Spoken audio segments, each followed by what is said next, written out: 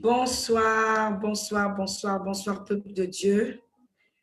Nous bénissons le Seigneur encore pour ce temps qu'il nous donne, pour cette soirée encore qu'il nous accorde, pour continuer notre programme que nous avons débuté depuis mercredi.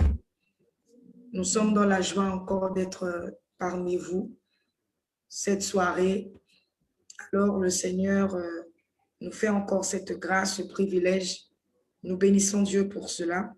Alors, nous sommes en train de poursuivre notre programme, je disais, qui a commencé depuis mercredi.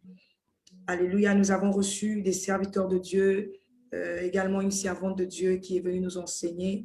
Et ce soir encore, par la grâce de Dieu, nous recevons un autre serviteur de Dieu, voilà, qui va partager encore la parole de Dieu avec nous.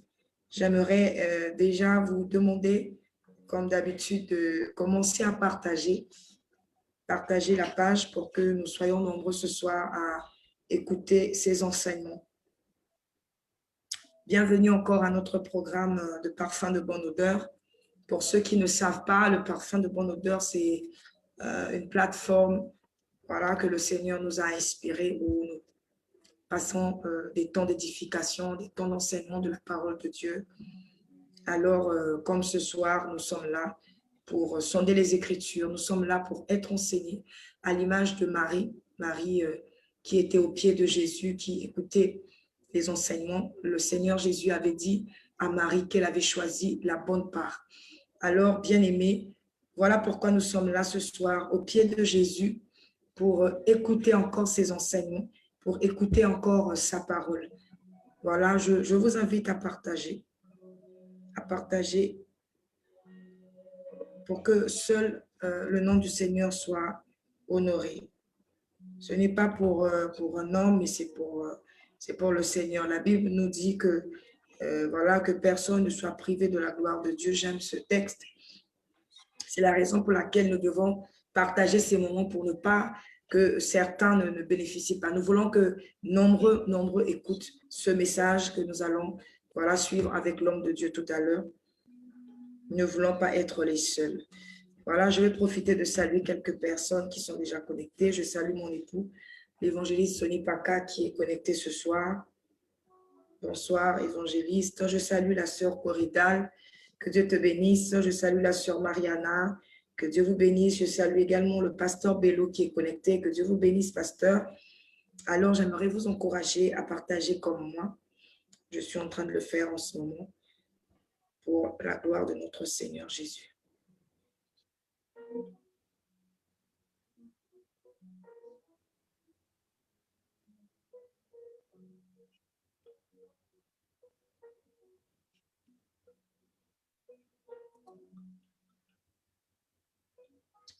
Gloire à Dieu. Partageons, bien-aimés, partageons la page.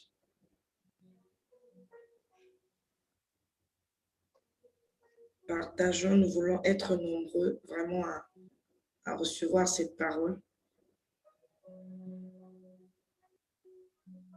Nous ne voulons pas être égoïstes, mais nous voulons partager aussi la parole aux autres.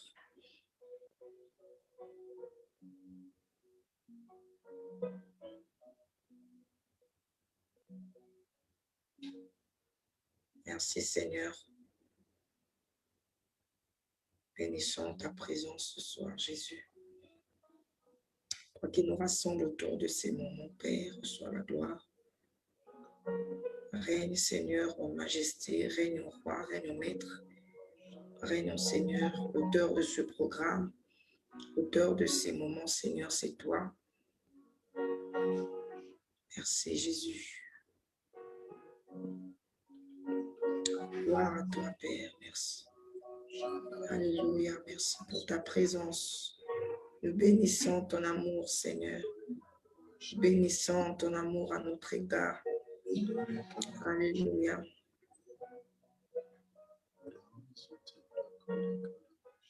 Merci, Jésus. Alors, continuons à partager, bien-aimés.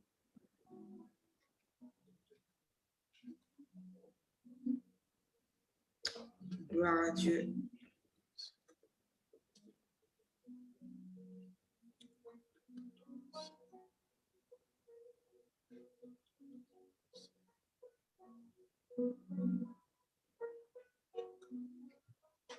Merci Seigneur.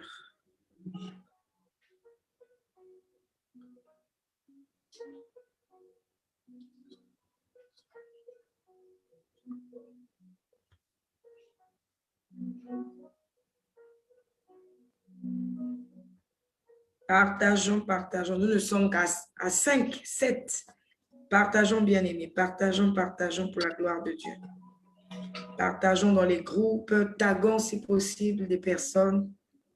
Taguons nos bien-aimés que nous connaissons, qui ne sont pas encore connectés.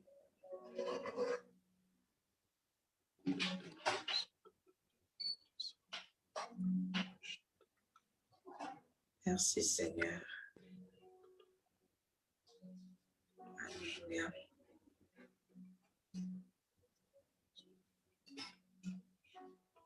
Gloire à Jésus. Gloire à Jésus. Merci Saint-Esprit.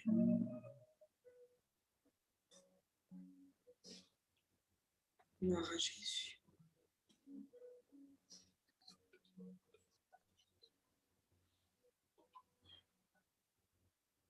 Taguons les personnes qui ne sont pas là.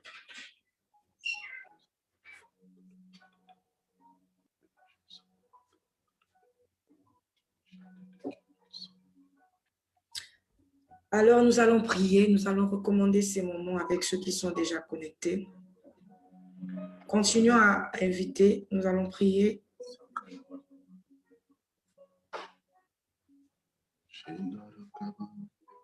Merci Seigneur.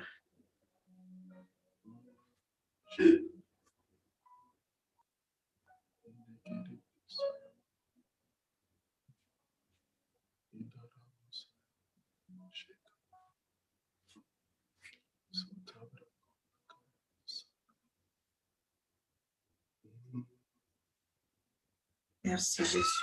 Alors, nous allons prier le Seigneur. On va recommander ces moments à la grâce de Dieu. Nous allons rendre des vives actions de grâce au Seigneur pour cette grâce encore qu'il nous a accordée, ce privilège d'être encore rassemblés autour de cette plateforme.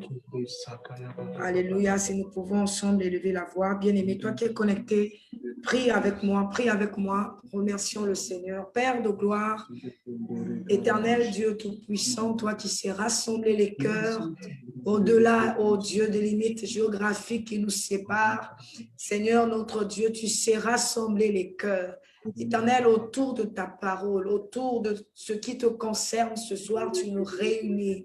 Éternel, nous bénissons ton amour dans nos vies. Nous bénissons ta fidélité.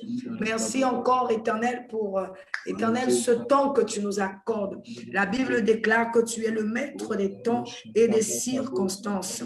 Nous bénissons, Seigneur, ta fidélité, ô Dieu, toi qui sais rassembler tes enfants. Ô oui, Dieu d'Israël, nous croyons que tu es, ô Dieu, avec nous ce soir. Nous croyons que tu es avec nous, Père, et que le ciel, Éternel, nous s'est ouvert. Éternel, sois honoré encore pour ces moments. Sois exalté encore pour ce temps de gloire. Oui, où ta parole sera enseignée, où ta parole sera prêchée, où ta parole sera proclamée. Éternel Dieu d'Israël, il est question d'enseigner ton peuple. Il est question de révéler les mystères cachés. Oh, ce soir, Seigneur, nous te bénissons pour cette opportunité. Nous te bénissons pour ce privilège. Oh, Dieu de bonté et de miséricorde, toi qui sais ce qui est bien pour nous, toi qui sais ce qui est excellent pour nous. Oh, Dieu de gloire, tu permets ces moments, tu donnes encore ce temps, Éternel, afin que nous puissions être écoutés, être enseignés, que nous puissions écouter ta parole. Nous voulons laisser, oh Dieu, la place à ton esprit. Nous voulons laisser, Seigneur, Oh Dieu, Éternel, le privilège à l'Esprit de Dieu de prendre le contrôle de ces moments. Que l'Esprit de l'Éternel, oh l'Esprit de Dieu qui est au-dessus de tout, prenne, Seigneur, le contrôle. Seigneur, nous refusons tout ce qui est de la chair. Nous refusons tout ce qui est, oh Dieu, d'expérience, Seigneur, humaine. Nous refusons tout ce qui nous confesse ta Seigneurie. Mais nous voulons, Seigneur, mon Dieu, Seigneur, que tu puisses nous enseigner la révélation de ta parole. Oh, Éternel, révèle-nous les choses cachées, les choses que nous ne connaissons pas. Seigneur, ce soir, Éternel, que ton esprit soit au rendez-vous. Je prie, Seigneur, pour un bien-aimé qui est connecté. Seigneur, merci. Oh Dieu de gloire, de disposer les cœurs. Merci que chacun prépare réellement son cœur ce soir à recevoir ta parole, à écouter ta parole. Oh, nous refusons, Seigneur, les raisonnements humains. Oh, Éternel, notre Père, que ta parole, oh Dieu, qui est une semence, vienne tomber sur des terres fertiles afin qu'elles produisent des fruits. Oh Seigneur, nous ne sommes pas là pour nous borner à écouter, mais nous sommes là pour écouter et pratiquer ce que nous écoutons. Seigneur, dispose le cœur de mon frère, dispose le cœur de ma sœur à écouter la parole de ce soir et à être préparé à la pratiquer. Oh Seigneur, tu es fidèle. Éloigne de nous toute œuvre de la chair. Éloigne de nous tout ce qui nous confesse Christ. Éloigne de nous tout ce qui est éternel. N'élève ta Seigneurie. Oh, prends le contrôle maintenant. Nous te désirons. Nous avons besoin de toi. Oh, merci de parler à nos cœurs. Nous voulons t'écouter, Seigneur. Nous voulons t'écouter, Jésus. Parle à nos cœurs ce soir. Parle à nos cœurs par la puissance du Saint-Esprit. Que, Seigneur, les raisonnements humains tombent. Oh, les conceptions humaines tombent. Certainement, il y a des hommes qui se sont déjà décidés. Oh, Éternel, sur leur manière de faire, sur leur manière de se comporter. Mais ce soir, tu veux nous révéler les véritables devoirs d'un époux. Oh, Seigneur, Dieu de bonté, tu ne fais point les choses au hasard. Seigneur, nous croyons de tout cœur que tu as un but à atteindre, que tu as un objectif à atteindre. Voilà pourquoi nous prions ce soir que le but pour lequel tu as permis ce programme, le but pour lequel tu as permis ce programme, Seigneur, que tu l'accomplisses dans le nom de Jésus, que tu l'accomplisses, Seigneur, dans le nom de Jésus. Éternel, tu es fidèle. Oh, tu es fidèle et glorieux. Que rien au nom de Jésus, que rien n'empêche, que rien n'empêche à ce que la gloire de Dieu soit manifeste ce soir. Oh Seigneur, nous voulons nous lever contre tout obstacle à la manifestation de la gloire divine.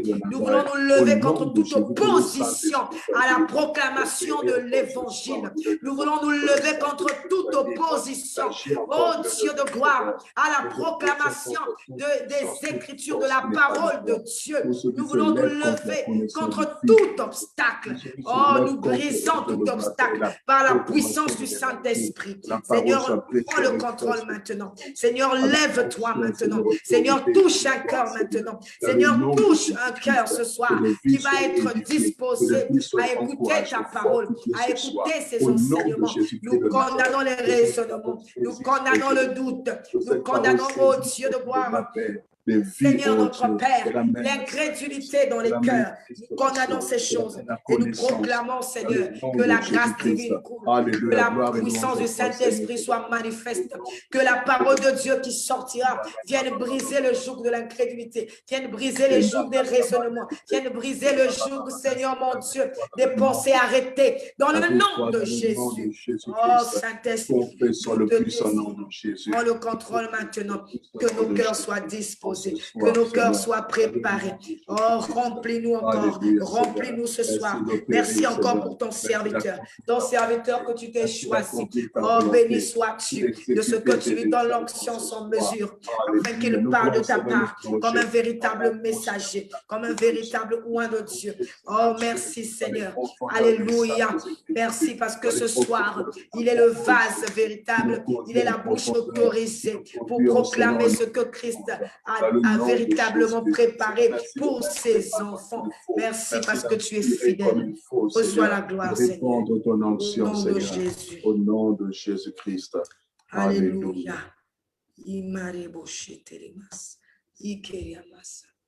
Reçois la gloire, reçois la gloire. Oh, merci yes. Saint-Esprit pour le contre. Alléluia. Alléluia.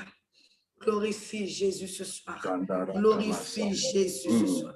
Oh Saint-Esprit, nos cœurs sont prêts. Nos cœurs sont disposés à recevoir cette semence. Tout soit pour toi, Père, au nom puissant de Jésus.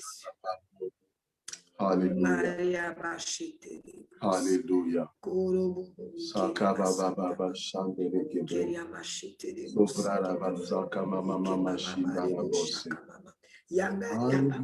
Que ce que tu as prévu ce soir, que tu l'accomplisses au nom de Jésus.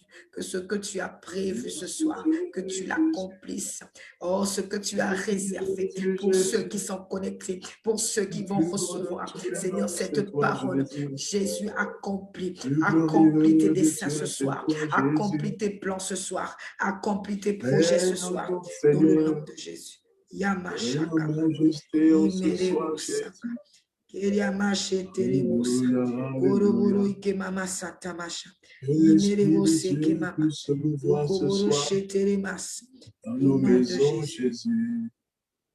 Alléluia.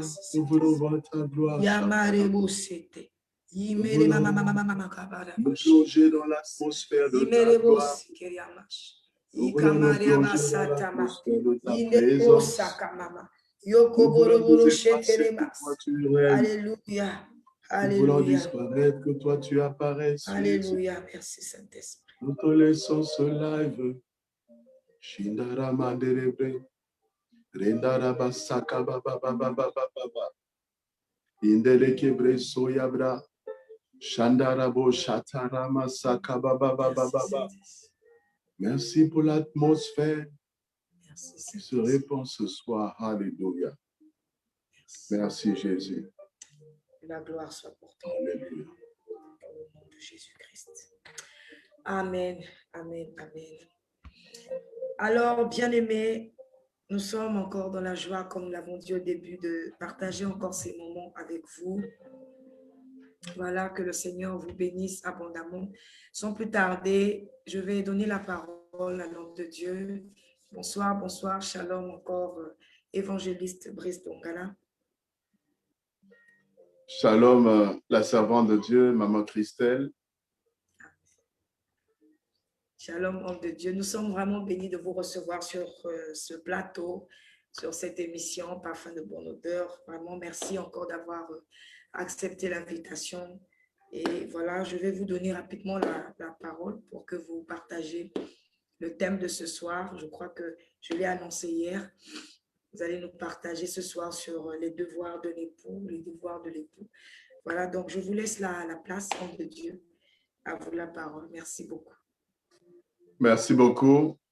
Merci, servant de Dieu, pour cette occasion, cette opportunité de pouvoir apporter ma pierre à ce grand travail, à cette grande conférence qui a commencé avec tous ces éminents serviteurs de Dieu, servants de Dieu également, qui ont pu déposer ce que Dieu avait mis dans leur cœur. Et ce soir, la responsabilité me revient de pouvoir apporter ma modeste contribution, ma petite pierre à cet édifice qui est en train de se construire à travers tous ces enseignements, tous ces messages. Je crois qu'il y a des familles qui sont consolidées, des mariages qui sont restaurés, des personnes même qui étaient au bord du gouffre, des personnes qui étaient au bord même j'allais dire, du suicide, de la dépression, des personnes qui allaient certainement divorcer. Je crois qu'à travers ces enseignements, Dieu a un travail à faire. Dieu est en train de faire quelque chose. Yes. Dieu ne fait rien sans objectif, Dieu ne fait rien sans but, Dieu ne fait rien sans poursuivre une vision. Tout ce que Dieu inspire, c'est parce qu'il sait que ça répond à un besoin. Et je crois que cette conférence est le fruit de la pensée de Dieu, de la volonté de Dieu, parce que le mariage, le divorce et le remariage, c'est tellement d'actualité. C'est quelque chose qui est en train comment j'allais dire, quelque chose qui est en train de secouer tellement de couples, quelque chose qui est en train de devenir tellement normal, le divorce, le remariage. Et au jour d'aujourd'hui, faire 5 ans dans le mariage, on a l'impression que c'est un exploit. Lorsque des personnes restent 10 ans dans le mariage, on est presque en train de les féliciter. Pourquoi? Parce que ce n'est plus monnaie courante, ce n'est plus quelque chose, en fait, qui appartient à l'ordre de normal. On a plus des gens qui se marient par coup de foudre, des personnes qui se marient aujourd'hui, qui s'aiment aujourd'hui et demain deviennent les pires ennemis du monde.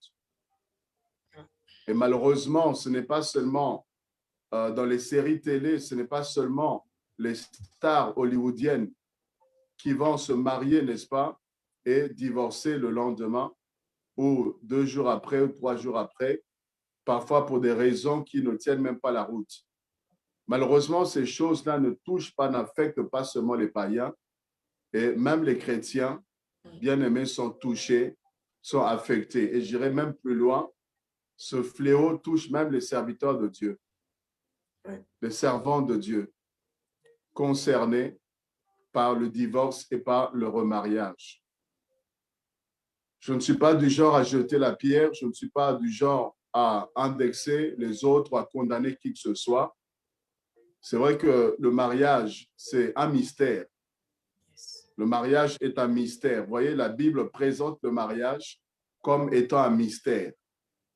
Présente l'Église aussi comme étant un mystère.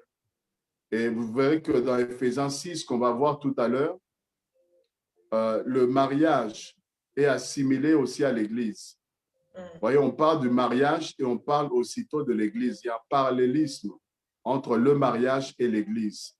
Et les deux en soi restent des mystères.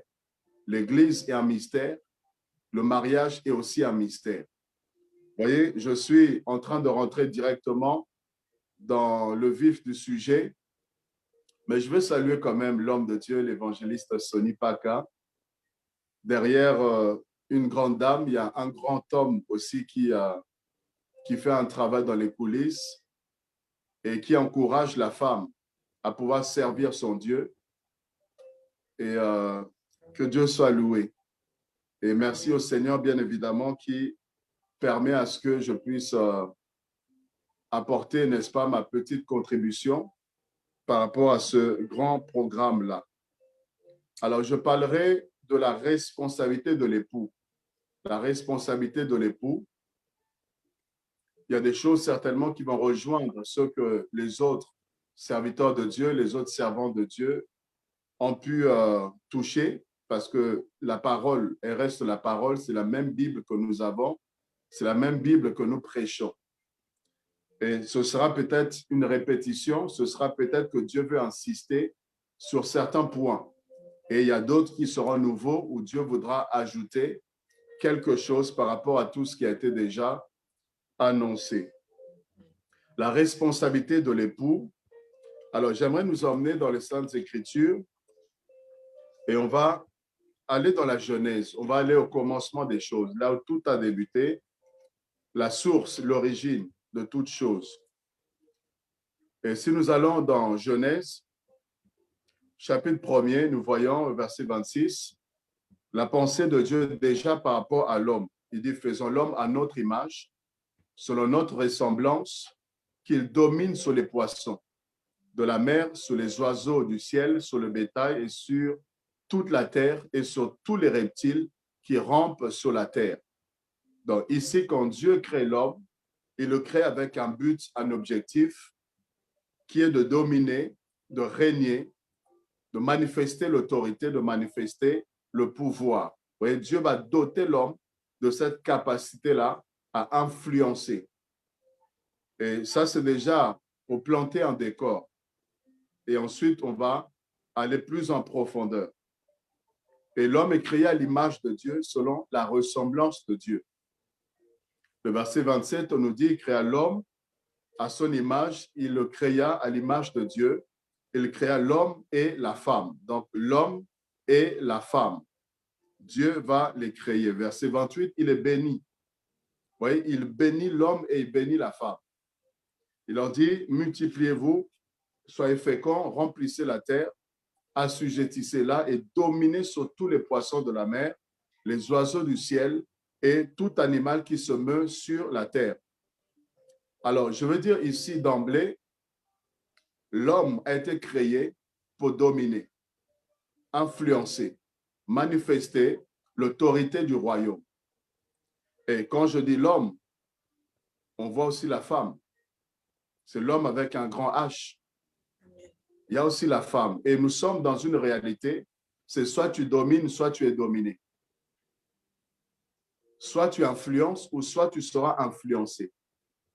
Et il se fait que l'homme et la femme ont reçu cette capacité-là à dominer, à assujettir, à manifester une certaine autorité. Mais Dieu va faire les choses ainsi. Parce que Dieu est un Dieu d'ordre finalement.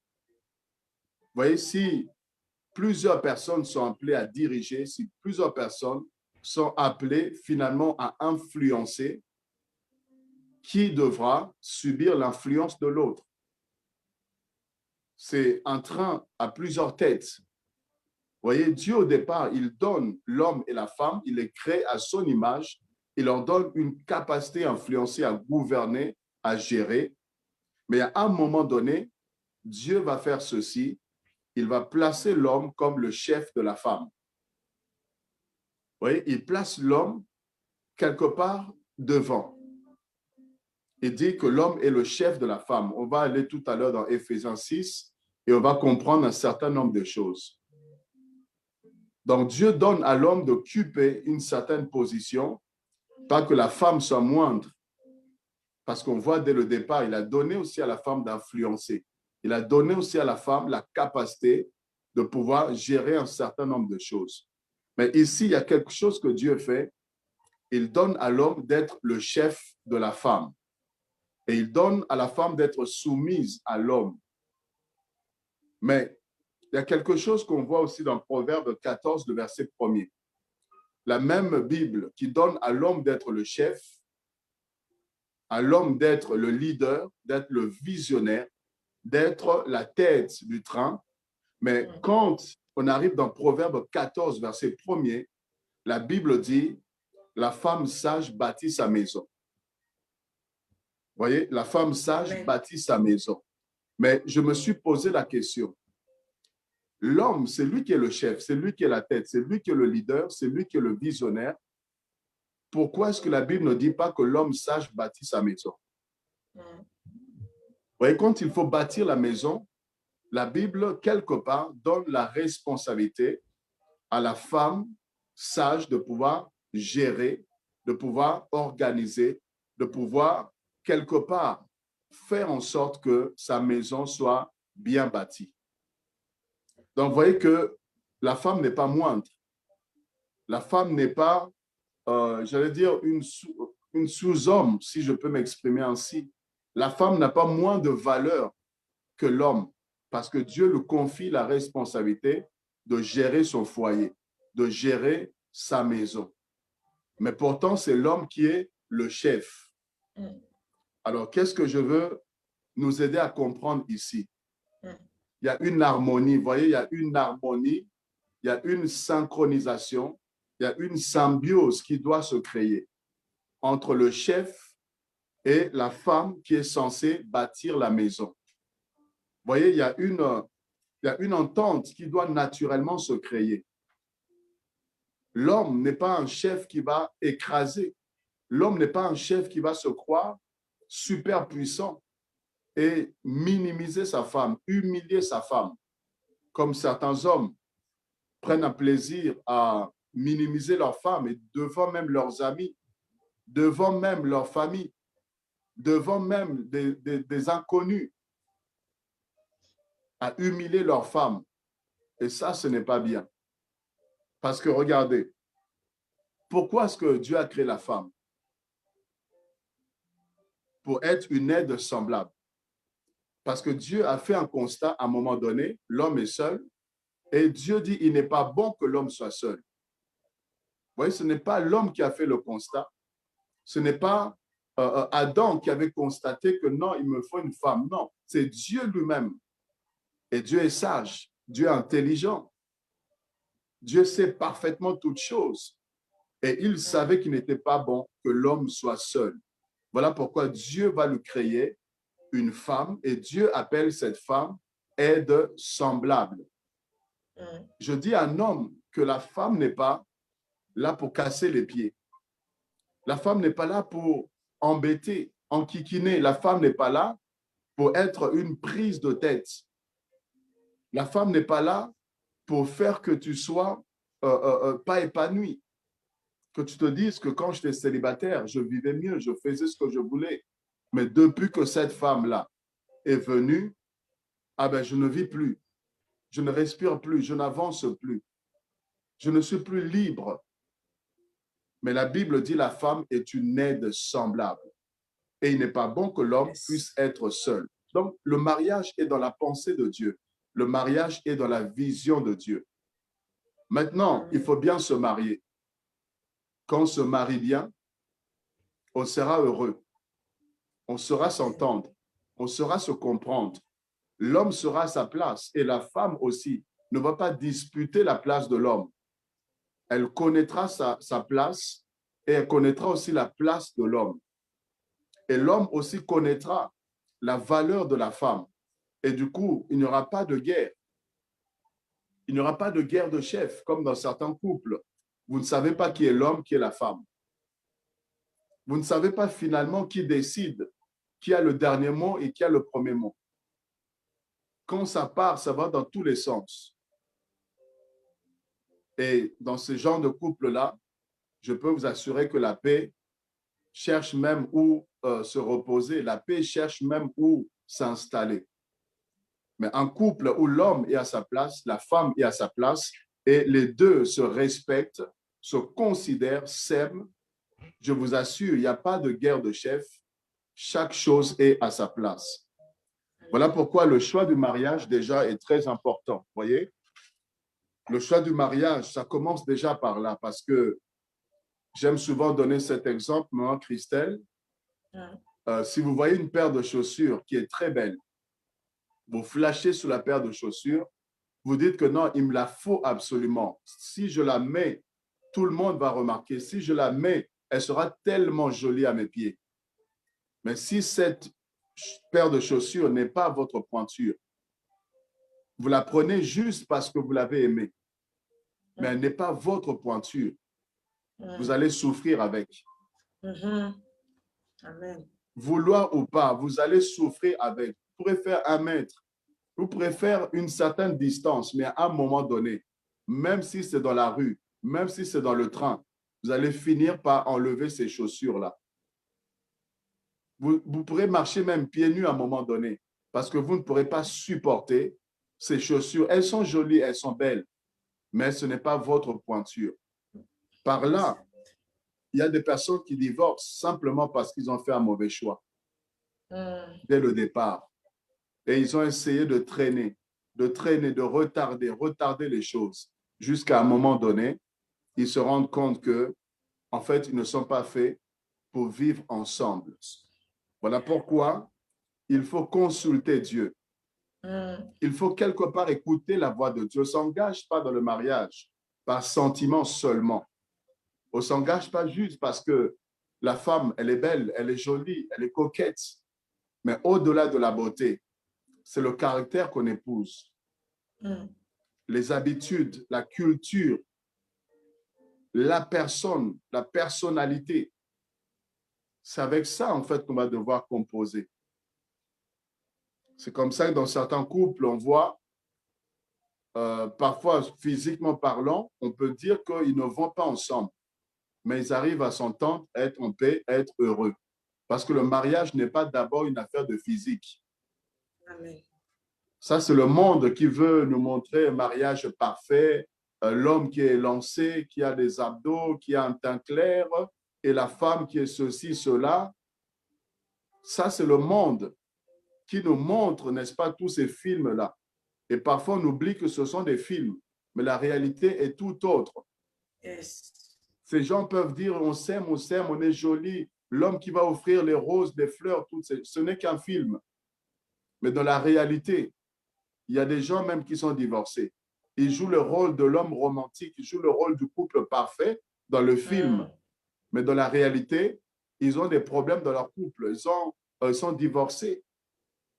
Vous voyez, il faut faire la part des choses entre les films, tout ce que les gens ont l'habitude de regarder, et les réseaux sociaux, tout ce que ça donne, ça renvoie, et la réalité des choses. Il faut consulter Dieu. C'est comme ça que dans Amen. Genèse, toujours, chapitre 2, lorsque Dieu va endormir Adam pour créer, n'est-ce pas, Ève, au verset 23, quand Adam plutôt va se réveiller, il va dire, voici cette fois-ci, celle qui est os de mes os et chair de ma chair.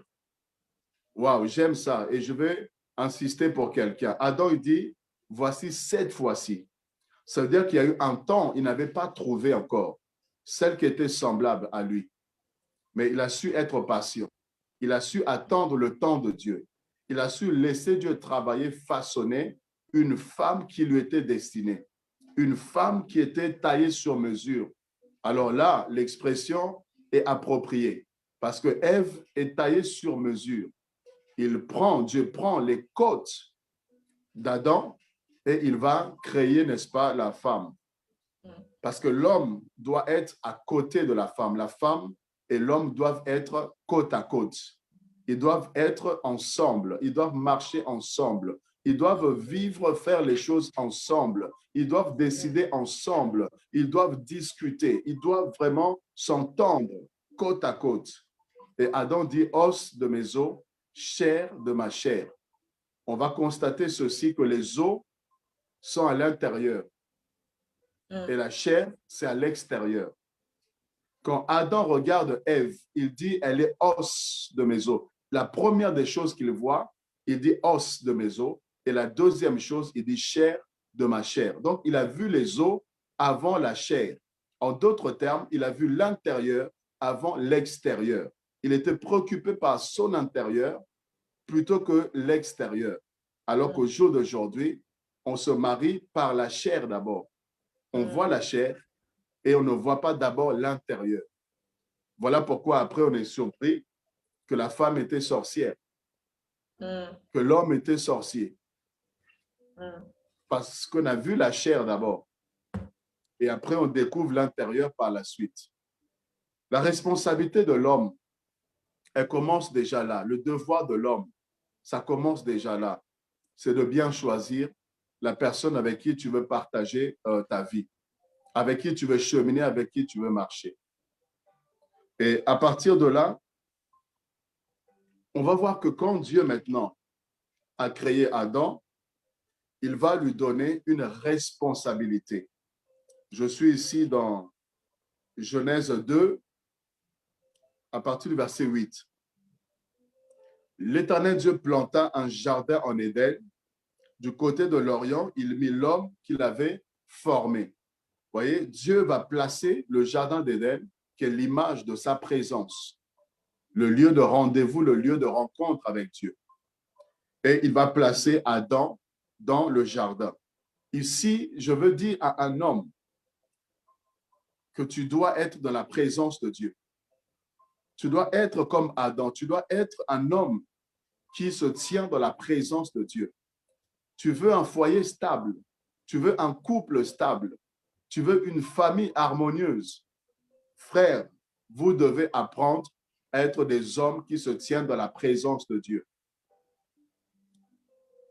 Vous voyez, la femme sage bâtit la maison, oui. Et souvent, on laisse la spiritualité aux femmes. Plusieurs hommes disent que non, moi, ma femme, elle prie beaucoup. Moi, ma femme. Et si on fait le constat dans plusieurs églises, il y a plus de femmes que d'hommes.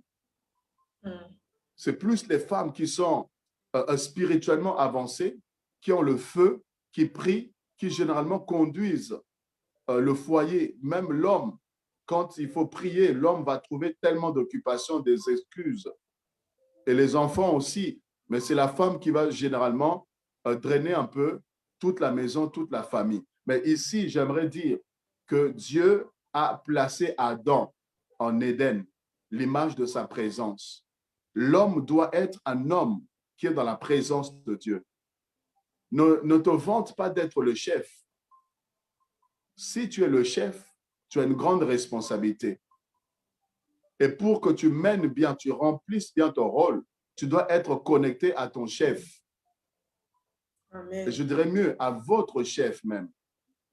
Parce que l'homme et la femme, ils ont tous les deux un chef en commun qui est la personne de Dieu.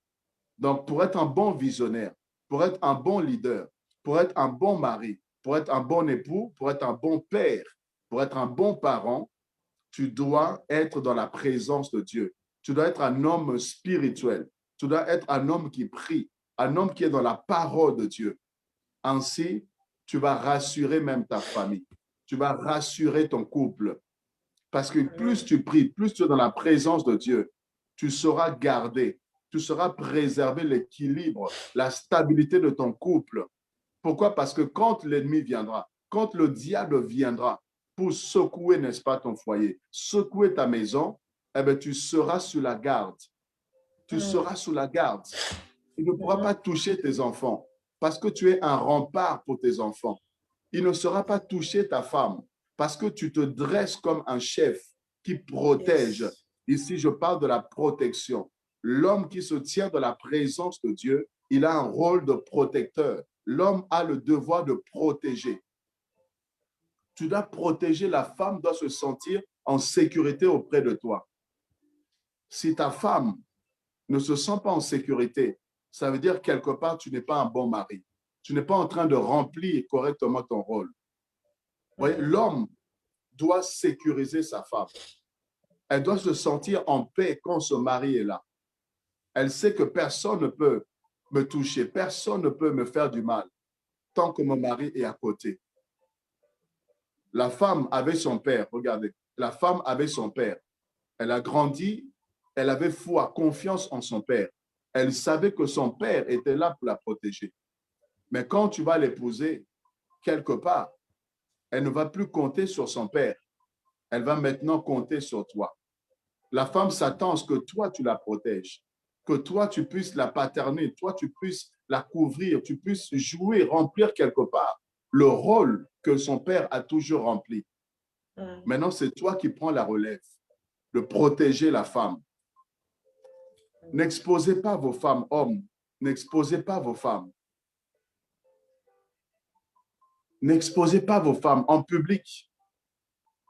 Même si elle agit mal, même si elle fait mal, vous n'avez pas à l'exposer. Celui qui expose sa femme, il s'expose lui-même. Vous devez protéger vos femmes. Même si elle agit mal, s'il faut la reprendre, c'est dans les coulisses. En public, essaye de sauver. Essaye de faire bonne figure. En public, essaye de rattraper la chose. Et tu seras, quand vous serez seul à seul, tête à tête. Et ce n'est même pas devant les enfants, mais trouver un moment entre vous. Et là, tu sauras comment lui parler, comment la reprendre, comment la recadrer. Mais n'exposez pas vos femmes. Vous avez le devoir de les protéger. La femme est sensible. Une femme, c'est comme une rose. Et d'ailleurs, moi, ma femme, je l'appelle ma rose noire. Vous voyez, c'est ma rose noire, c'est mon autre moi. Amen. Les femmes sont sensibles, les femmes sont fragiles. Il faut beaucoup d'attention, beaucoup de précautions. Et les femmes n'aiment pas être humiliées. Elles n'aiment pas être exposées. Elles n'aiment pas être diminuées. Elles n'aiment pas être amoindries. Elles aiment être des petites princesses. Vous voyez, elle a grandi comme ça. La fille, quand elle grandit, elle est une princesse. Elle est belle, elle est jolie, voilà, elle est importante. On l'a valorisée. Et quand elle vient dans le mariage, elle trouve un homme qui veut, je ne sais pas, la comparer au rideau, qui veut la comparer en fait à des choses. Non, ça ne marche pas. Tu as épousé quelqu'un qui a grandi là où on lui a dit qu'elle était une princesse. On lui a dit qu'elle était intelligente. On lui a dit qu'elle était une belle femme. On lui a dit qu'elle pouvait réussir dans la vie. On lui a dit qu'elle est quelqu'un. Elle n'a pas, n'est-ce pas, à se comparer aux autres. On lui a dit qu'elle pouvait aller de l'avant. Maintenant, toi, tu l'épouses et tu veux la diminuer. Tu veux lui montrer qu'elle est moins que rien. Non, ça ne marchera pas.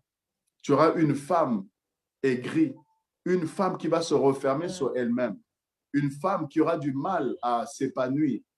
Et naturellement, le foyer va prendre un coup. Voilà pourquoi nous avons le devoir de protéger nos femmes. Ne laisse pas ta femme être dérangée et tu es à côté, tu ne réagis pas. Regardez, c'est ce qui s'est passé dans le jardin d'Éden. Le diable, le serpent, vient, n'est-ce pas, parler à la femme. Mais Adam, quelque part, il a failli à ce niveau. Il laisse la femme causer avec le serpent. Il laisse la femme traiter avec le serpent. Il laisse le serpent approcher la femme et entamer une conversation, entamer une discussion. La Bible nous dit quoi? Que la femme, quand elle a pris le fruit, elle a donné à son mari qui était auprès d'elle. Donc, l'homme n'était pas loin. L'homme n'était pas loin. Mais il n'a pas su protéger sa femme.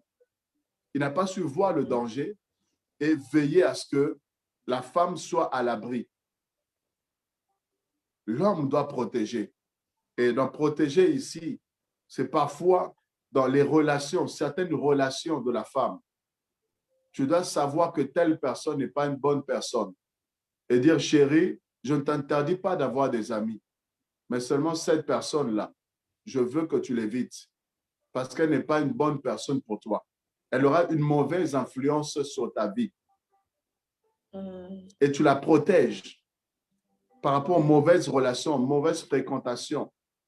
Tu dois protéger ta femme.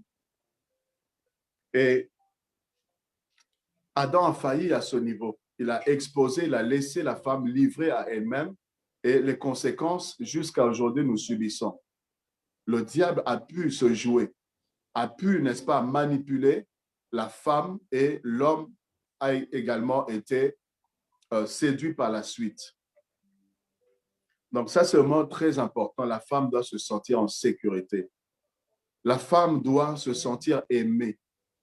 C'est pourquoi la Bible dit, Marie, aimez vos femmes.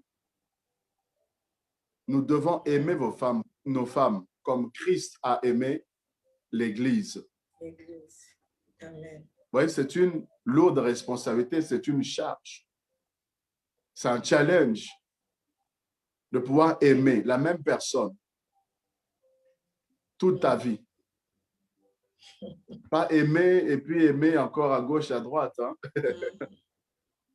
Mais la même personne que tu as aimé, que tu gardes ce sentiment-là, tu gardes cette relation. Tu la chéris jour après jour, tu l'entretiens, tu la nourris, tu l'alimentes.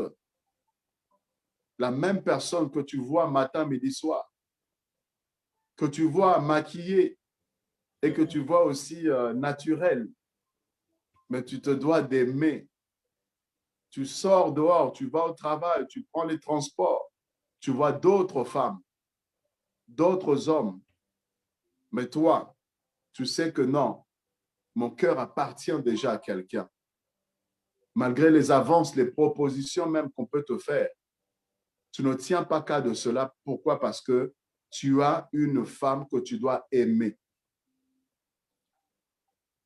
Adam est dans le jardin d'Éden, la présence de Dieu comme on l'a vu, mais Adam est là aussi pour cultiver. L'Éternel Dieu fit pousser du sol des arbres de toute espèce et il place donc l'homme dans le jardin, il lui donne de pouvoir cultiver. Cultiver pourquoi? Dans le but de pouvoir être productif. Adam devait travailler pour pouvoir, n'est-ce pas, produire, pour pouvoir rentabiliser, faire en sorte que, en fait, l'environnement puisse apporter, l'environnement puisse être source de ressources, si je peux m'exprimer ainsi. que l'environnement puisse être, en fait, s'ils ont besoin de manger, qu'ils soient en mesure, en capacité de pouvoir cueillir des fruits. Donc, pour cela, Adam devait travailler. Donc, par là, l'homme doit aussi fournir les efforts pour sécuriser la femme. La femme ne doit pas manquer. Ouais, l'homme doit travailler comme Adam. Il devait travailler. Pourquoi? Pour qu'il ne manque de rien, pour que le jardin puisse être fleurissant. Et l'homme a la responsabilité, la charge de prendre soin de sa femme, de pourvoir aux besoins de la femme, de faire en sorte que ce dont elle a besoin, prioritairement, essentiellement, l'homme doit se battre, être en mesure de pouvoir donner à la femme ce dont elle a besoin. Quelqu'un me dira, au XXIe siècle, la femme peut travailler, avoir son argent et puis pourvoir à ses propres besoins. Vous savez, l'argent de la femme qu'elle gagne par ses efforts et l'argent qui vient de son mari, ça n'a pas la même valeur. Elle peut s'acheter elle-même son parfum, mais le parfum que vous lui achetez, elle le vantera plus parce que ça vient de son mari. Amen. Vous voyez, ça a plus de valeur. L'argent qui vient de l'homme ou la robe qui vient du mari, elle va le porter avec fierté. Ah, elle est jolie ta robe. Ah, c'est mon mari qui me l'a offert. Mais si elle avait acheté elle-même, ça n'aurait pas autant de valeur. Vous voyez, la femme est fière de voir que son mari prend soin d'elle, que son mari pourvoit à ses besoins, même si tu n'as pas des millions. Mais c'est juste dans les petites choses parfois. Elle veut juste être rassurée, sentir que, en fait, j'ai épousé quelqu'un avec qui on peut avancer, avec qui je peux avoir un avenir. Il y a des hommes qui vont se dire, ah, moi je n'ai rien, tu n'as qu'à te débrouiller. Non, la femme n'a pas à se débrouiller. Même si tu n'as pas, il faut savoir parler à la femme. Ne dis pas à la femme, non, ah, toi tu me fatigues aussi, là. Il y a des femmes qui se débrouillent, tu n'as qu'à toi-même aussi te débrouiller. Ça, c'est un langage qui est irresponsable. C'est un homme qui est irresponsable. Même si tu n'as pas les moyens, il faut savoir comment parler à la femme. Tu dis, chérie, écoute, j'ai compris ce que tu m'as demandé. Et tu sais que je suis prêt à tout offrir. Même décrocher la lune pour toi, je suis prêt à le faire. Mais seulement, là, pour le moment, ce n'est pas encore possible. Mais je te promets que laisse-moi un peu de temps. Je vais m'arranger, je vais me battre, je vais m'organiser, même si je dois économiser jour après jour. Mais je ferai de mon bien pour réaliser ton rêve. Vous savez, c'est suffisant pour la femme. Tu ne l'as pas donné ce qu'elle voulait. Mais ces paroles que tu l'as nourries d'espoir. Elle a vu au moins la volonté que tu as manifestée. Elle a vu au moins que tu as eu le souci de vouloir lui faire plaisir, mais tu n'avais pas les moyens. Et que si demain tu as les moyens, tu n'hésiterais pas à lui faire plaisir. Et parfois, ça suffit pour contenter en fait la femme. Mais quand tu lui dis, ah, débrouille-toi toi aussi là, hein, tout ça là, hein. Il y a des femmes qui font même le commerce, il y a des femmes là, tout ça, mais toi, tu es toujours là, toujours là. Tu es en train de la pousser à se débrouiller là. Mais tu sais comment elle peut se débrouiller? Ce que tu ne lui donnes pas, il y a quelqu'un qui sera prêt à lui donner. Ce que tu n'offres pas à ta femme, il y a quelqu'un dehors qui sera prêt à lui offrir. C'est comme ça que tu risques de manger une nourriture dont tu n'as pas donné l'argent. Et tu ne connais pas la source et la provenance. Tu as dit à la femme de se débrouiller. Elle, comme l'homme, pour elle, l'homme est irresponsable. L'homme, là, ce n'est pas la peine. Prochainement, elle ne va même plus te demander. Elle va chercher d'autres tuyaux, elle va chercher d'autres moyens. Et ça commence déjà à devenir source de problème parce qu'elle tombera sur quelqu'un qui lui dira que non, tu es une princesse. Tu ne dois pas te tracasser. Moi, je veux juste que tu sois dans un cadre où tu as tout ce dont tu as besoin et que tu puisses profiter simplement de la vie. En fait, lui offrir le rêve que toi, tu n'as jamais voulu lui offrir. Tu ne l'as jamais même fait comprendre que tu étais prêt à faire des efforts, même si tu n'avais pas les moyens. Mais quelqu'un sera prêt à réaliser ses rêves. Et c'est comme ça qu'il y a des femmes, du jour au lendemain, prêtes à pouvoir partir, prêtes à pouvoir laisser même des enfants et partir parce qu'elle a trouvé un homme qui a su lui parler, qui a su lui donner ce qu'elle n'a jamais pu avoir avec l'homme qu'il a épousé. Donc, l'homme doit se battre, l'homme doit travailler. Il doit faire en sorte que la femme, les enfants puissent ne manquer de rien. Oui, amen. C'est très important. Ça ne veut pas dire être millionnaire. Il n'y a pas besoin d'être millionnaire, mais il faut juste s'organiser et aussi savoir se battre pour pourvoir aux besoins de la famille. Ça, c'est le devoir premier de l'homme. Et qu'est-ce que nous dit encore?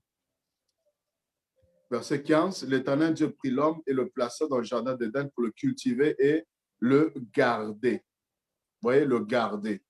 La notion de protéger, de veiller. Donc, l'homme a cette responsabilité de veiller, de garder, de fructifier, de faire en sorte que le peu que nous avons, que cela puisse produire.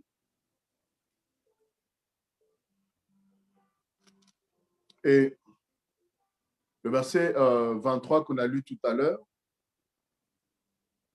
de Genèse 2 toujours, et si on arrive jusqu'au verset 24, c'est pourquoi l'homme quittera son père et sa mère et s'attachera à sa femme, ils deviendront une seule chair. Vous voyez, l'homme quittera son père et sa mère. Nous avons le devoir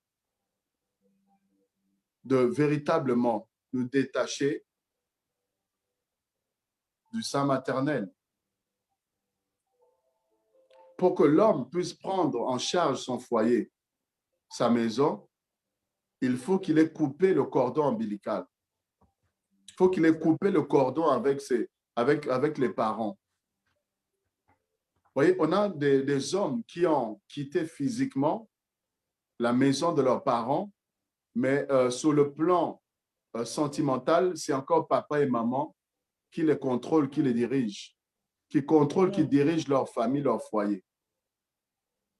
La belle maman va s'ingérer dans le couple. Non, tu as le devoir de garder ton couple, de garder ton foyer, de veiller, de protéger, protéger jalousement. C'est ton havre de paix à toi. C'est ton jardin à toi. Et tu ne dois pas laisser tout le monde entrer et commencer à donner des ordres. Tout le monde entrer, commencer à te dicter ta femme sur la manière dont vous devez faire les choses. Non, tu ne peux pas permettre cela. Même si ce sont nos parents, mais à un moment donné, nous avons notre foyer, nous sommes responsables de nos foyers. Et il y a des hommes qui sont encore des bébés. Sont encore des bébés, 40 ans, mais c'est encore maman. Moindre problème, maman. La femme prépare, mais au lieu d'apprécier ce que la femme fait, ah, maman. Moindre chose, sa mère, oh, maman avait dit.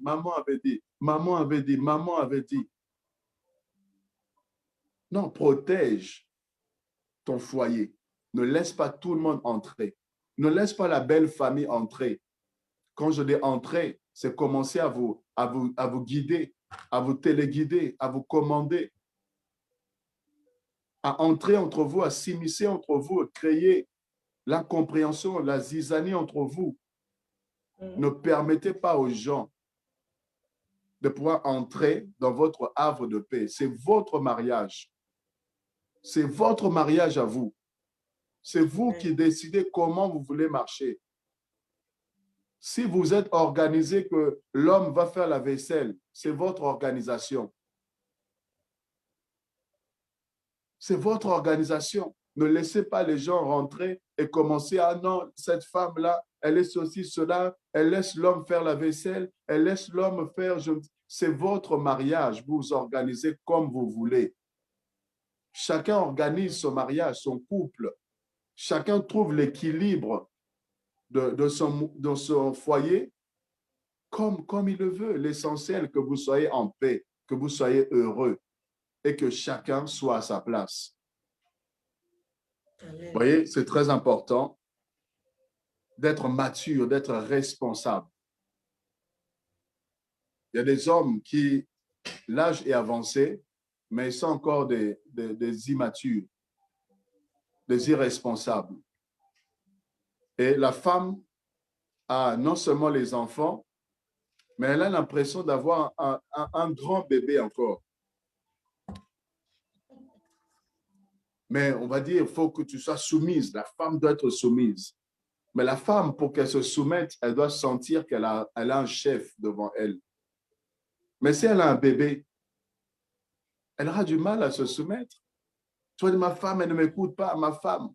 Non, tu as aussi le devoir d'être un homme responsable, un homme qui se respecte, un homme qui sait fixer les limites, qui sait dire là, attention, tu n'as pas à parler comme ça de ma femme.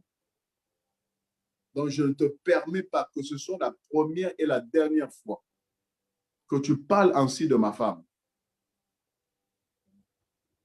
Mais on parle de ta femme, toi tu es là, toi-même tu rajoutes, tu enfonces encore le clou. Tu n'es pas responsable. Toi tu es là même, tu encourages même, allez-y, vraiment, vraiment, allez-y. Non. S'il faut mettre les gens à leur place, tu leur mets à leur place parce que ta femme c'est toi. La Bible dit les deux deviendront une seule chair. Ta femme, c'est toi. Ne pense pas que parce qu'on l'humilie, que ça te glorifie toi. Non. Quand on l'humilie, c'est ta femme. On t'humilie aussi toi directement. Exact.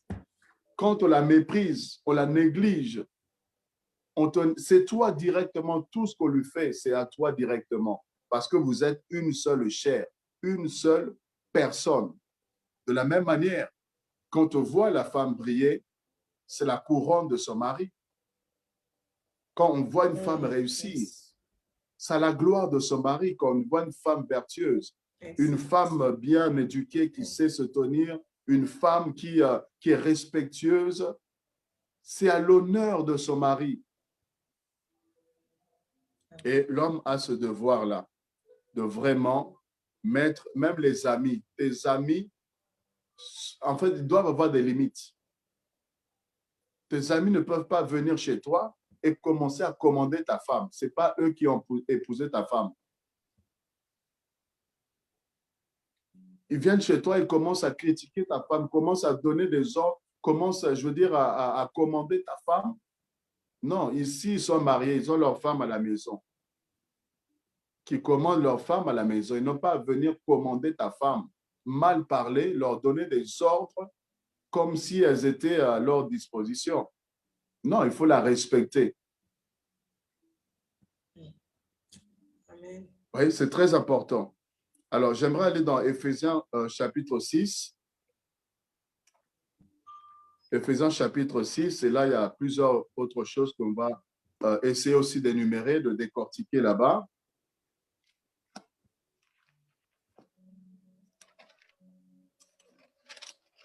Éphésiens chapitre 6, on a commencé à épingler déjà un peu certains points.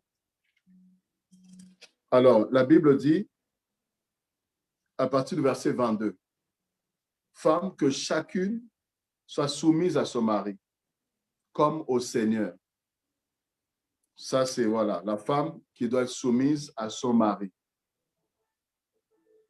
Et ici, c'est très important aussi. Chacun doit remplir sa part. Si la femme est soumise, ça facilite aussi les choses. Une femme, naturellement, qui est impolie, une femme qui est rebelle, une femme qui est têtue, une femme qui n'écoute pas, une femme qui s'emporte, colérique, une femme jézabélique, forcément, tu feras que ton mari, même s'il était l'homme le plus patient de la terre, un jour, il va craquer, il va te boxer. Un jour, il va craquer. Un jour, il en aura assez. Un jour, la goutte d'eau va déborder. Donc, femme, ici au passage aussi, je nous interpelle. Si vous êtes des bonnes femmes, vous aurez aussi des bons maris. Le mari est le chef de la femme, comme Christ est le chef de l'Église, qui est son corps dont il est le sauveur. Donc, je disais tout à l'heure, on parle du mariage et on va parler également de l'Église. Et tout au long de ce verset, de ce passage, de ce chapitre, on parle en même temps du mariage et on parle en même temps de l'Église. Et on parle de cela comme étant un mystère. Et ici, voici la première des choses, c'est que l'homme est le chef de la femme et Christ est le chef de l'Église. Mais Christ est notre chef. Est-ce que Christ nous impose les choses? Est-ce que Christ est derrière nous? Comment est-ce que Christ, en fait, est avec nous? Homme, pour que tu sois un bon mari, regarde à Christ. Parce que tu es chef de ton église à toi, en quelque sorte, qui est ta maison. Et Christ, lui, il est le chef de son église. Et nous faisons partie, notre maison fait partie de son église aussi. En fait, regarde comment est-ce que Christ, comme chef, il conduit son église. Il conduit sa maison, il conduit son foyer. Comment Christ se comporte avec son église? Tu es bien placé pour le savoir parce que tu es son église. Comment est-ce que Christ se comporte avec toi? Est-ce qu'il est violent? Est-ce qu'il est brutal avec toi? Est-ce que parce qu'il est le chef, qu'il t'écrase, il te terrorise, il te martyrise sous prétexte qu'il est le chef? Non. Il agit avec amour. Amen. Avec amour, avec douceur, avec patience. Christ a un grand cœur. Et il est patient, il nous enseigne, il prend le temps de nous aider, de nous parler, de nous interpeller.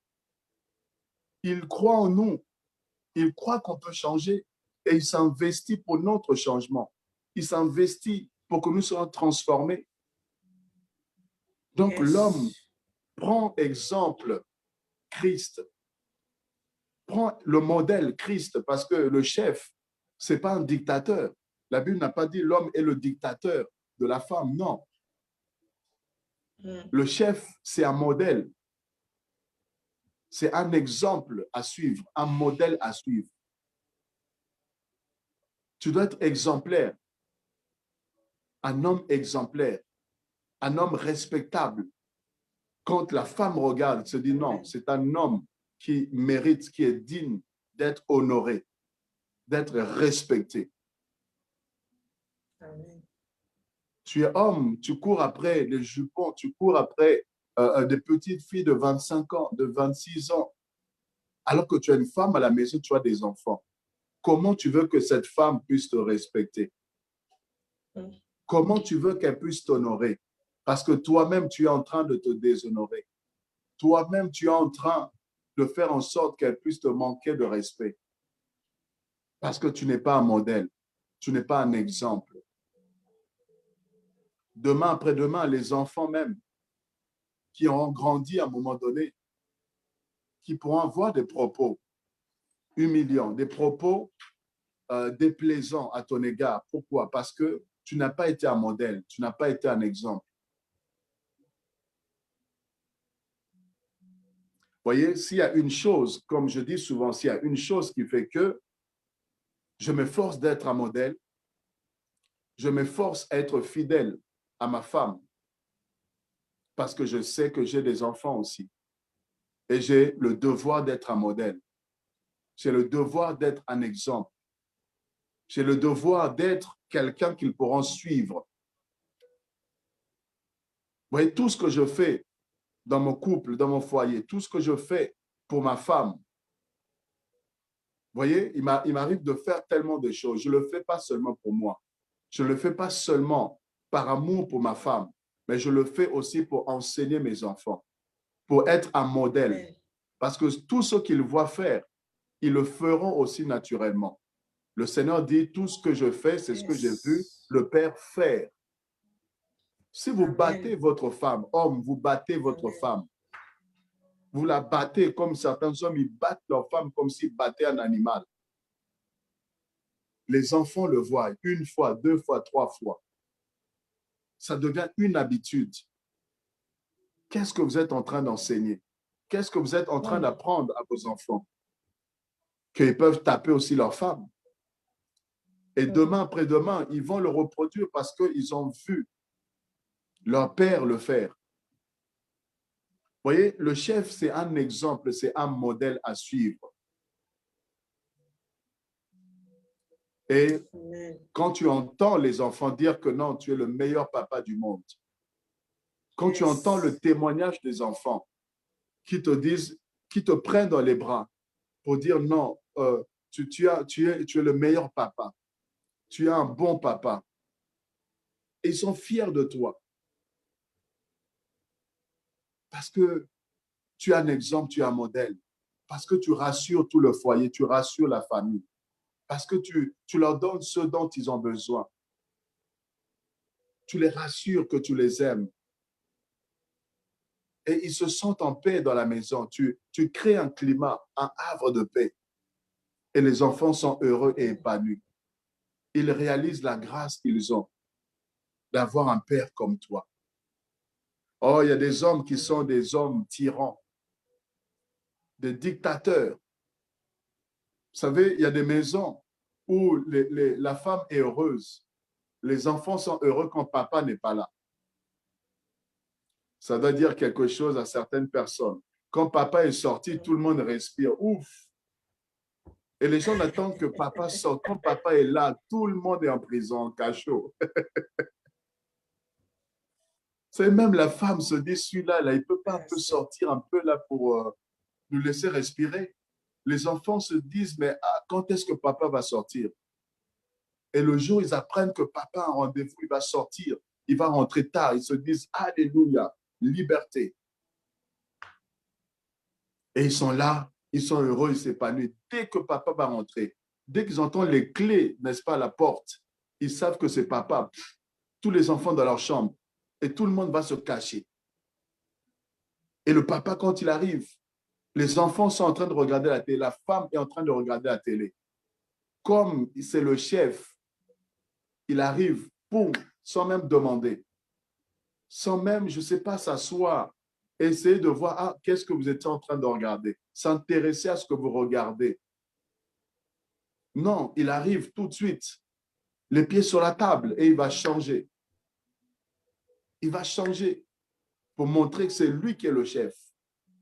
Mais ça frustre la femme, ça frustre les enfants.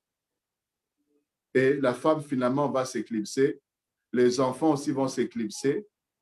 Et finalement, tu te retrouves, toi seul, devant ta télé, les pieds sur la table, et tu dis, je suis un grand chef. Mais tu es en train de frustrer la famille, tu es en train de frustrer les tiens. Et ce n'est pas étonnant que demain, les enfants sont pressés de quitter ta maison. Les enfants sont pressés de s'éloigner, de goûter à la liberté, de sortir de la prison.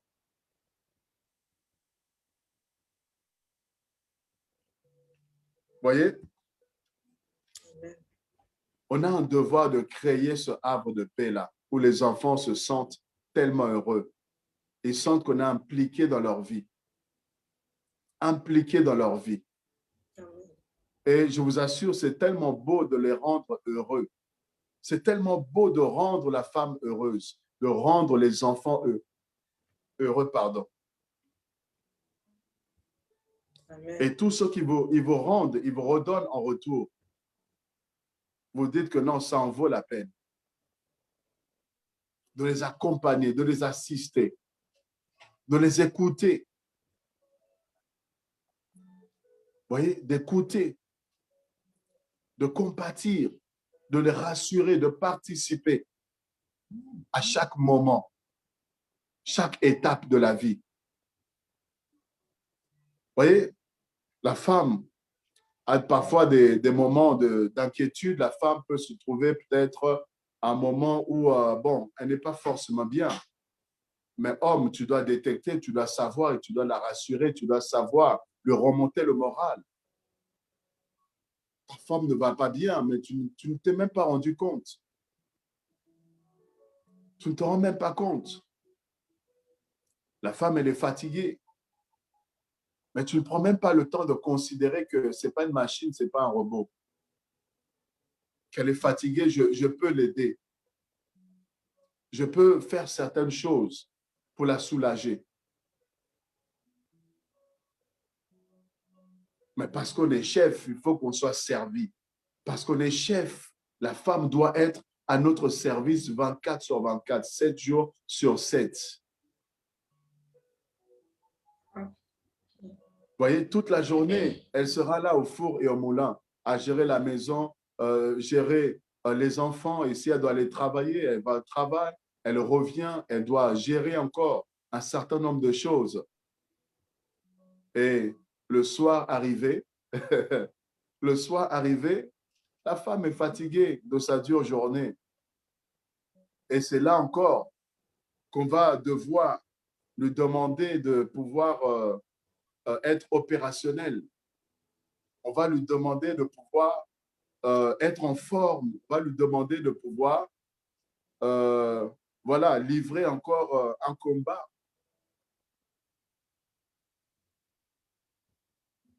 Mais si elle est fatiguée, si on n'a pas su l'aider, la soulager peut-être dans certaines choses, la décharger dans certaines choses, et le soir, lorsqu'elle vous dit qu'elle est fatiguée, ben certains hommes vont se fâcher,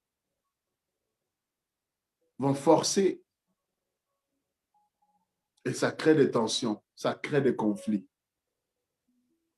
L'homme veut de sa femme, mais la femme est fatiguée. Et ça crée des frustrations, des conflits, des tensions.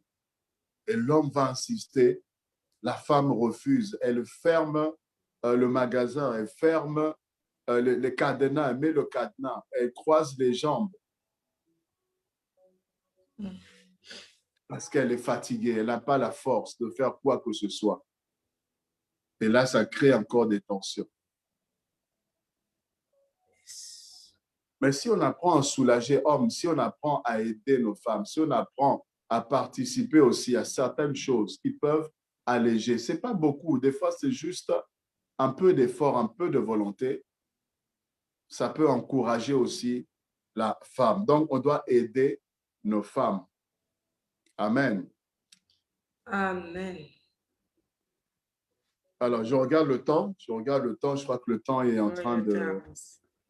Ouais, le temps est avancé. Il y a tellement de choses à dire aussi. Il y a tellement de choses à pouvoir, n'est-ce pas, partager. Mais ici, j'aimerais juste toucher deux, trois choses et puis je crois qu'on va laisser, s'il y a des questions, ou bien laisser clôturer, je ne sais pas. Mais ici, on nous dit que Marie aimait vos femmes, verset 25, comme Christ a aimé l'Église et s'est livré lui-même pour elle. L'homme doit apprendre à se sacrifier pour sa femme, comme Christ s'est sacrifié pour son Église. L'égoïsme est parfois un problème. Quand on pense à soi, trop à soi, on oublie l'autre, on oublie l'intérêt de l'autre. Le mariage, ce n'est pas forcément ce que l'autre va faire, mais c'est ce que toi tu fais à l'autre. Yes. Qu'est-ce que toi tu apportes à l'autre? Qu'est-ce que toi tu fais pour rendre l'autre heureux? Pour qu'en retour, elle te rende aussi heureux ou heureuse. Le verset 26, afin de la sanctifier en la purifiant et en la lavant par l'eau de la parole. Par l'eau de la parole. Voyez, ici, l'homme doit savoir parler. L'homme doit avoir un langage adapté. La responsabilité, le devoir de l'homme, c'est de savoir comment parler à sa femme. Toutes les femmes ne sont pas pareilles. Toutes les femmes ne comprennent pas le même langage. Tu dois connaître ta femme, ton épouse, et savoir le langage qu'elle comprend. Il y a des femmes qui comprennent le langage de la douceur. Donc, savoir comment lui parler. Si tu le parles autrement, elle ne saura pas suivre. Vous voyez? La parole, savoir parler, savoir enseigner, savoir, voilà, donner des paroles d'encouragement, des paroles d'encouragement. Ne soyons pas juste à blâmer, juste à condamner. Quand on parle, que ce ne soit pas juste pour juger, mais sachons aussi encourager les femmes, à leur dire aussi les choses qu'elles font bien, leur dire aussi leurs qualités. Ça fait du bien. Amen. Amen. Pour faire paraître devant lui cette église glorieuse, tu dois travailler à ce que ta femme puisse rayonner. Des hommes qui sont bien tirés, 31 toujours, ils roulent carrosse, ils ont toutes les meilleures choses, mais leur femme est négligée. Tu as même du mal. Il y a des hommes, ils ont même du mal à présenter leur femme. Ah non, c'est ma sœur, hein, c'est ma sœur. Mais c'est ta femme, tu as honte de dire que c'est ta femme. Pourquoi? Parce qu'elle est négligée. Mais si elle est négligée, mais toi, tu as, en fait, tout, c'est pour toi, c'est pour toi. Mais tu ne prends pas soin de ta femme. Alors que la Bible dit, Christ fait de sorte à faire paraître l'Église glorieuse. Et nous aussi, nous devons faire en sorte que nos femmes puissent rayonner. Voilà, j'aimerais m'arrêter à là. J'aimerais m'arrêter à là. Et on a tellement une grande responsabilité, on a tellement un grand rôle, les hommes. Le peu de choses qu'on a pu partager, il y a d'autres, le temps nous a fait défaut. Mais si on doit retenir une chose, c'est que on a un devoir vis-à-vis de la femme, mais on a le devoir vis-à-vis également des enfants. Même si vous n'avez pas encore d'enfants, ça viendra. Ça viendra. Commencez à être des bons maris dès maintenant. Si vous savez être un bon mari, vous serez un bon père. Si vous êtes un bon mari, vous serez un bon parent. Mais si déjà avec votre femme, ça ne va pas, ça va se répercuter aussi sur les enfants. Les conflits que tu auras avec la femme, tu vas ramener ça sur les enfants. Tu vas taper les enfants pour une petite bêtise que tu peux expliquer. Mais tu vas taper pourquoi? Parce qu'avec leur maman, ça ne va pas. On a un grand devoir, une grande responsabilité et surtout que nous rendrons des comptes. Amen. On rendra des comptes pour la femme, les enfants que Dieu nous a confiés. Celui qui ne sait pas prendre soin de sa maison est pire qu'un infidèle. Il a renié la foi, comme dit la parole de Dieu. Voilà ce que j'avais à apporter. Je veux remettre la parole à la servante de Dieu. Amen. Wow, merci, merci, homme de Dieu. Vraiment, merci pour ce grand enseignement. Effectivement, comme vous l'avez dit, c'est vaste, hein, les devoirs d'un époux, c'est très vaste. Merci vraiment pour tout ce que vous avez partagé ce soir. Nous retenons plein de choses. Donc, l'homme c'est lui le leader, c'est lui le visionnaire, parce qu'il arrive qu'on se retrouve, on voit certains foyers où l'homme est un peu comme perdu, il n'a pas de vision claire pour sa famille, pour sa maison. Et toute la charge, effectivement, repose sur la femme parce qu'elle doit bâtir, elle doit, mais l'homme oublie qu'également, il a son rôle à jouer et le rôle capital étant le véritable capitaine, si je peux dire, du bateau. Donc, vraiment, merci pour tous ces points qui ont été soulevés. J'espère que les hommes qui sont connectés là ont compris, ont reçu leur part ce soir. Voilà, nous bénissons vraiment le Seigneur pour cela. J'attends les questions. Je pense que, je ne sais pas, là, je ne vois encore rien, mais on va laisser peut-être quelques minutes. C'est vrai que le temps est avancé. Avec les problèmes techniques aussi qu'on a eu au début, mais bon. Veuillez nous en excuser, peuple de Dieu, mais nous attendons qu'il y ait des questions pour que l'homme de Dieu qui est là avec nous vraiment nous apporte un peu des éclaircissements. L'homme de Dieu, moi je viens poser des questions, mais Oui. j'ai peut-être une question que je veux poser par rapport au foyer des serviteurs de Dieu parce que c'est eux qui sont, je peux dire, les modèles. Le peuple qui est là ne fait que suivre ce que, je peux dire en quelque sorte, font les conducteurs spirituels ou les hommes serviteurs de Dieu.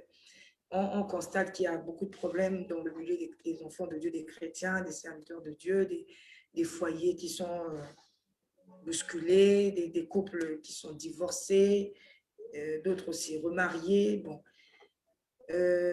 Ma question va dans le sens des hommes, bien sûr, puisqu'on parle des devoirs d'un époux. Les foyers des serviteurs de Dieu, je veux dire, c'est-à-dire un serviteur de Dieu qui est dans son couple. Est-ce que c'est tolérable qu'il arrive qu'ils aient, on voit ça même, pas seulement serviteurs de Dieu, hein, mais bon, pour ne pas les indexer, je ne les indexe pas. Il y a souvent ceux qui ont des téléphones portables, hein, n'importe quel homme, avec des codes. Qu'est-ce que cela veut dire? Parce que souvent, les femmes, elles sont dérangées. Là, je parle pour les femmes.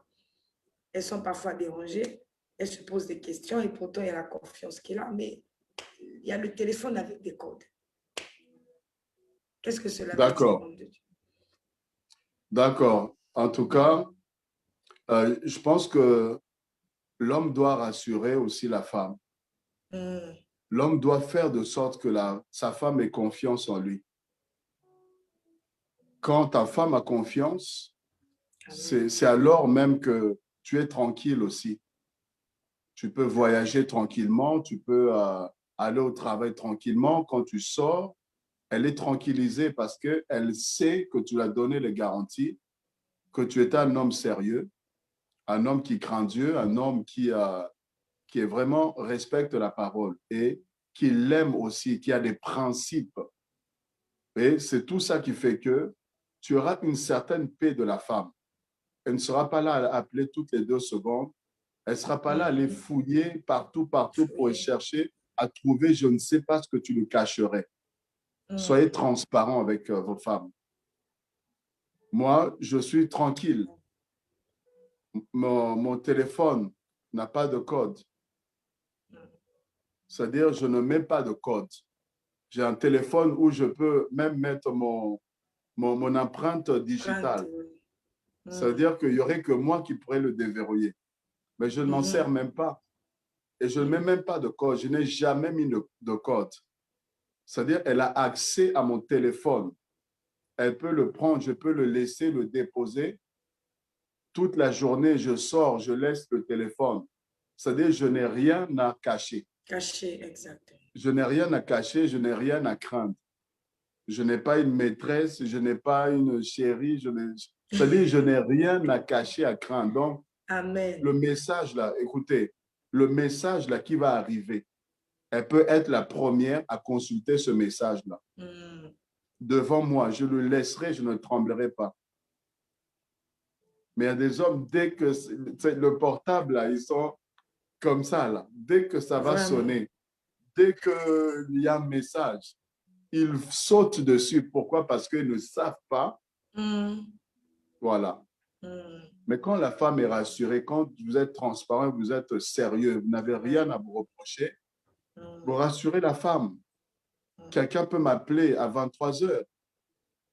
Elle sait que, voilà, c'est-à-dire ça peut être dans un cadre ministère, une urgence, mais elle n'ira pas à penser à croire des choses parce que je lui ai donné suffisamment de garanties. Plus vous cachez les choses à la femme, plus vous suscitez la curiosité. Plus elle va aller chercher, même là où il n'y a rien. Voilà pourquoi, soyez transparents. Mon adresse email, elle utilise la même adresse email pour vous dire. C'est-à-dire, les mails que je reçois, elle les lit. Les informations que je reçois, elle a accès à mes informations. C'est-à-dire, nous sommes transparents l'un et l'autre. nous n'avons rien à nous cacher. Financièrement parlant, ça veut dire tout ce qu'on fait, nous sommes au courant l'un et l'autre de ce que nous faisons. Les personnes que nous rencontrons, les échanges qu'on a eus, sauf quand ce sont des secrets peut-être professionnels ou par rapport au ministère, que quelqu'un a confié quelque chose et qui aimerait vraiment que ça reste privé. Là, ce moment, peut-être qu'on peut briefer un peu, mais il y a certaines choses, bon, voilà, si ce n'est pas nécessaire, on peut les garder pour nous. Mais sinon, autant être transparent. Et là, Amen. vous serez aussi tranquille. Gloire à Dieu. Merci beaucoup, évangéliste. Il y a une question là qui vient d'une sœur, la sœur Grace, qui est connectée, qui pose la question suivante. Ça va, je pense, dans le même sens. Est-il normal qu'un homme se déplace quand son téléphone sonne? Bon, s'il se déplace, si ce n'est pas pour peut-être vous déranger, vous regardez ou vous faites quelque chose pour ne pas que la conversation vous dérange, il va dans un lieu peut-être pour être à l'écart et ne pas déranger, ça peut arriver.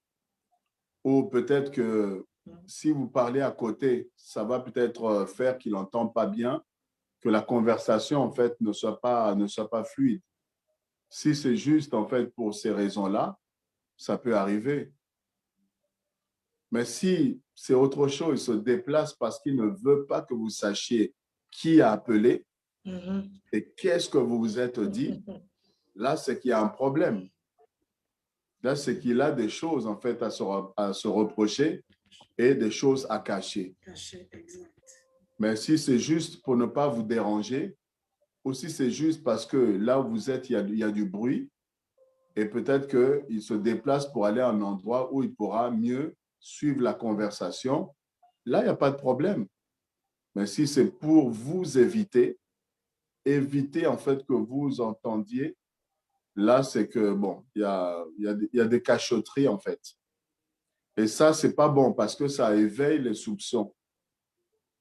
Parfois, vous pouvez parler avec juste, il n'y a rien d'anormal, mais le fait seulement que vous avez agi comme quelqu'un qui a des choses à cacher, et du coup, la femme peut s'imaginer, imaginer des choses. Donc, voilà. Merci beaucoup. Je crois que la sœur Grace a compris la réponse de l'homme de Dieu. Wow, mais là, il n'y a pas de question. Hein. Pourtant, sur les hommes, généralement, les femmes s'attendaient pour bombarder les questions à l'homme de Dieu. Ok, là, je ne vois pas de questions. Bon, je crois que comme on a touché pas mal de points, je crois que les femmes se sont dit, bon, nos hommes ont compris déjà tout ce qui a été dit là. Ils ont beaucoup reçu, on va les laisser un peu se reposer là par rapport aux questions. Certainement. Ok, gloire à Dieu. Nous bénissons vraiment le Seigneur pour ce temps que nous avons passé. Nous espérons que voilà, chacun de nous a compris, a reçu sa part, les hommes qui ont été connectés comme il s'agissait d'eux, et que les femmes aussi ont compris pour aussi, comme l'a su bien expliquer la servante de Dieu, nous devons exercer la soumission donc sous la mission de l'homme. Nous devons aussi savoir ce qu'ils doivent faire, leur responsabilité, pour les aider aussi, voilà, dans l'accomplissement de la vision qu'ils ont, voilà, de Dieu par rapport au foyer, à la famille.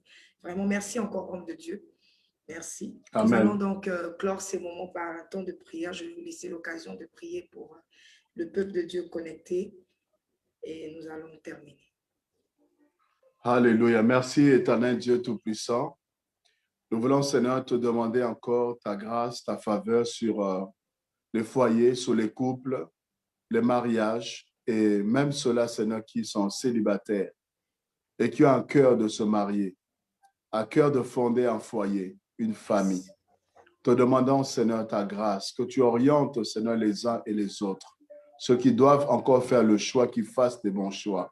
Et pour ceux-là qui sont dans le mariage, nous prions, Seigneur Dieu, que les renards qui, oh Dieu, dévorent, que les renards, oh Dieu, Seigneur, qui viennent attaquer les couples, qui viennent, oh Dieu des armées, alléluia, déstabiliser, Seigneur, les couples. Nous demandons, Seigneur, que tu puisses harmoniser, que tu soutiennes, que tu puisses aider encore les uns et les autres dans la compréhension, dans, oh Dieu, l'amour, Seigneur.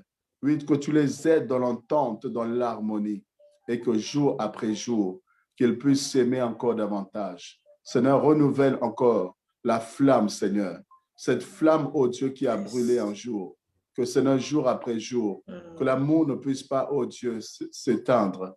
Que Seigneur, la flamme ne puisse pas se ternir, Seigneur. Mais je prie, oh Dieu des armées, que tu rallumes encore, Seigneur, cette flamme dans les cœurs. Oui, que les gens qui avaient cessé de s'aimer, que les couples qui avaient cessé, oh Dieu, Seigneur, d'être complices, oh Yahweh. Je prie, éternel Dieu, que tu redonnes le sourire, que tu redonnes la complicité, que tu redonnes l'entente, que tu redonnes l'harmonie, Seigneur, que tu restaures, oh Dieu, des couples qui étaient brisés, tu restaures des couples, Seigneur, qui étaient en lambeaux, que tu restaures, éternel Dieu, Seigneur, ce couple qui est là, oh Dieu, séparé, bien que vivant dans la même maison, mais séparés, oh Dieu, à cause des conflits, à cause, Seigneur, des incompréhensions. Je prie que tout esprit aussi qui se cache derrière, oh Dieu, alléluia, les divorces, tout esprit qui se cache derrière les incompréhensions, tout ce qui est mari de nuit, tout ce qui est femme de nuit, tout ce qui est réclamation satanique et démoniaque, pour, oh Dieu, amener la séparation. Je prie et je brise cela. Au nom de Jésus, j'éloigne des couples, Seigneur, toute atmosphère de l'enfer, toute puissance des ténèbres qui vient, oh Dieu, pour déstabiliser, déchirer les couples, déchirer les foyers, parce que le diable ne vient que pour diviser, vient que pour égorger, pour détruire, oh Dieu, Seigneur, la famille. Mais toi qui es le Dieu de la famille, toi le Père, oh Dieu, alléluia. Oui, par excellence, toutes les familles de la terre tirent leur nom de toi. Seigneur, nous demandons à ce que tu mettes l'harmonie, l'unité dans les couples, la restauration, le rétablissement, que l'homme, oh Dieu, aime sa femme et que les parents aiment leurs enfants et que les enfants, Seigneur, soient soudés les uns les autres et qu'ils soient, Seigneur, obéissants à leurs parents et que l'harmonie puisse régner dans les foyers, dans les maisons, dans le nom puissant de Jésus. Nous t'avons, Seigneur, ainsi prié. Alléluia. Alléluia. Amen. Amen, amen. Merci encore, homme de Dieu. Merci beaucoup. Amen, gloire à Dieu. Salutations à ma soeur, maman Oli. Voilà, et aux enfants. Alors, peuple de Dieu, vraiment, nous sommes dans la joie. Nous sommes dans la joie d'avoir passé ces moments ensemble. Nous voulons encore vous convier demain. Demain, c'est le dernier jour. Nous allons clôturer cette conférence en ligne demain à partir de 21h. Nous allons nous arranger vraiment par la grâce de Dieu à régler la technique plus tôt pour ne pas prendre encore beaucoup plus de temps. Donc, nous allons vraiment nous efforcer. Voilà, nous vous recommandons également de prendre vos dispositions. Nous vous encourageons à inviter, à taguer quand il le faut, à partager, parce que demain, c'est le dernier jour. Demain, nous allons recevoir l'homme de Dieu, l'apôtre Douglas Kionjeka de France, qui viendra nous parler du remariage. Voilà, à quel moment on doit se remarier, pourquoi et, voilà, et comment, selon la parole de Dieu. Donc, bien-aimés, je vous convie vraiment à être nombreux. Ne gardez pas l'information, partagez si vous pouvez. Donc, on vous donne rendez-vous demain soir à 21h, heure du Congo-Brazzaville. C'est également l'heure de Paris et ses environs. Voilà, donc, que Dieu vous bénisse vraiment abondamment, vous, tous qui avez été connectés ce soir et toutes les personnes qui vont suivre encore ce programme en rediffusion. Que le Seigneur vous fasse du bien. Je vous dis shalom chez vous et à demain. Merci. Shalom.